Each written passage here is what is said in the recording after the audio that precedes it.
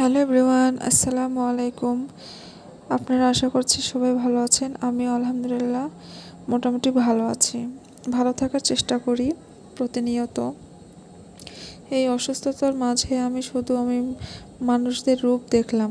আসলে কাছের মানুষের যে এত বেইমানি করে, এটা আসলে অসুস্থ না হলে বুঝতামই না যে কাছের মানুষ এতটা বেইমানি করবে। আসলে বাবা থাকলে এই জিনিসটা আমি কখনো ফিল করতে পারতাম না।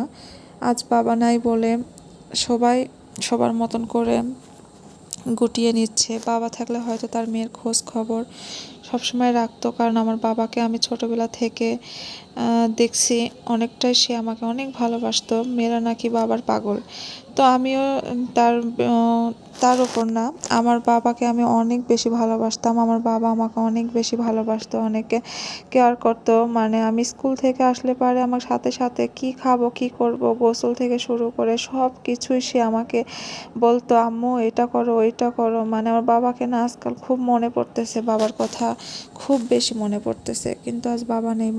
বাবা থাকলে হয়তো বা এই জিনিসটা ফিল করতে পারতাম না। বাবা না থাকাটা আসলে কতটা কষ্টে, কতটা যন্ত্রণার। যার বাবা আছে তাই কখনো এই জিনিসটা ফিল করতে পারবে না। আমার বাবা নেই, তা বিধায় আমি এই জিনিসটা ফিল করি। বাবা যখন মারা গেল তখন আমি বুঝতে পারতাম না যে আসলে বাবা না থাকাটা কত জরুরি। যখন বড় হলাম ধাপে ধাপে বুঝতে পারলাম যে বাবা থাকাটা আসলে কতটা একটা মেয়ের জরুরি। সেটা আমি এই জিনিসটা বুঝতে পারছি। ঠিক আছে, তো কিছু করার নাই, হায়াতের দুনিয়া, সবাইকে একদিন চলে যাইতে হবে, এটা মানতেই হবে। হ্যাঁ, আমার বাবা অনেক কম বয়সে মারা গেছে।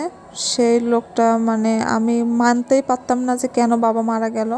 আমি মানতেই পারতাম না আমার বাবা এত অল্প বয়সে মারা যাবে। ভালো করে বুঝ হতে কি না হতে বাবাটা পৃথিবী ছেড়ে চলে গেল। আমি বাবা হারা কষ্টটা আসলে অনেক বেশি বুঝি। আল্লাহ হাফেজ। বাবার জন্য দোয়া